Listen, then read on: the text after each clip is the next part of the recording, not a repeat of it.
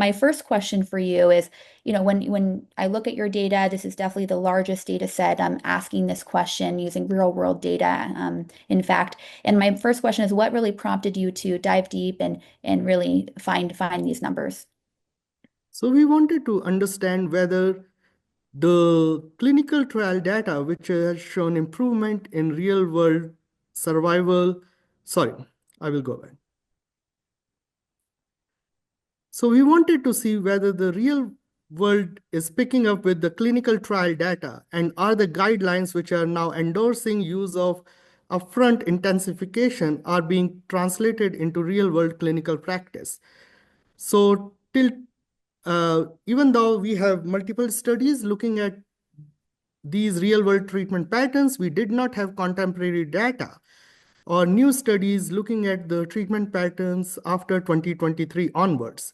And that's why to understand where we stand, what policy changes need to be made, where are our treatment gaps, we decided to conduct this study. Thank you again for your work, because I really think that we have all this data showing superior outcomes for our patients, but you're correct. Is this really what's happening in the real world? Are our patients tolerating the therapy? Are they actually agreeing to go on this therapy? So to see the huge uptick actually in adoption in the community practice is amazing. And to confirm, when you had stated the majority of the data is from the community, is this medical oncology clinics? Is this urology, or what type of data set did you look at?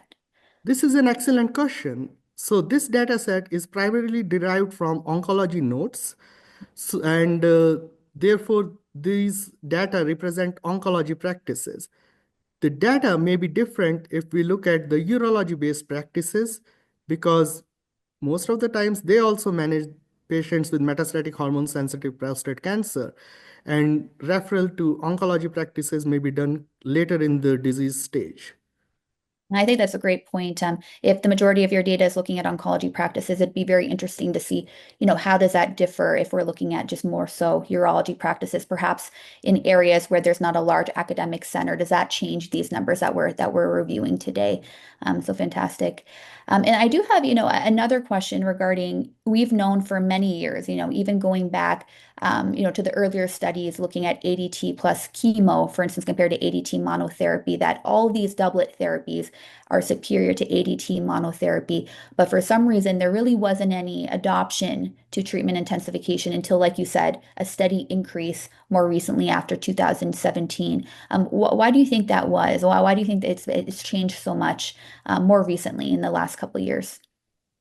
I think it's due to a combined effort from various agencies, healthcare institutions, guideline committees, cooperative groups, as well as industry, which tried to pass this knowledge to the physicians that using upfront intensification improves the overall survival while maintaining the quality of life. So uh, I think the it took some time to disseminate that information, but it had led to improvement in uptake of these guideline concordant care and in providing the uh, upfront intensification for patients with mHSPC.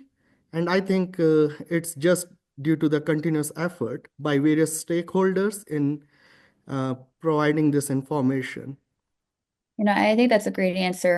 And also maybe even, patient education, perhaps they're becoming more aware of, improved survival rates. I know now, everyone's so tech savvy, looking online, you'll see the trial data at a lot of these big conferences. So definitely education with, physicians as well as patients, I think has also helped out, a significant portion of these patients. Another question is, are there any barriers that you think we could improve on more recently? 'Cause even though the data has shown that there's been improved uptake in intensification of therapy, there's still 1 in 5 patients, or close to about 20%, not receiving combination therapy. Anything that you can identify that perhaps we can do better as a community? No, definitely. So again, to reiterate, this data is derived from oncology practices. So we may encounter different data when we look at urology-based practices.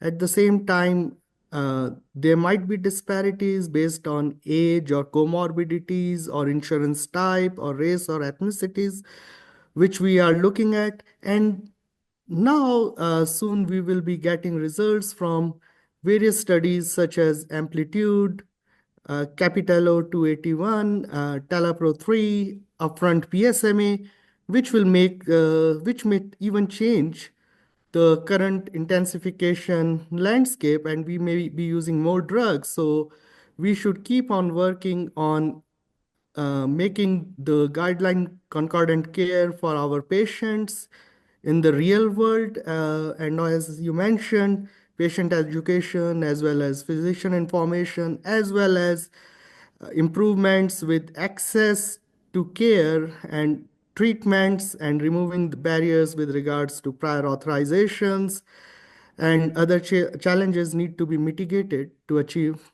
these changes.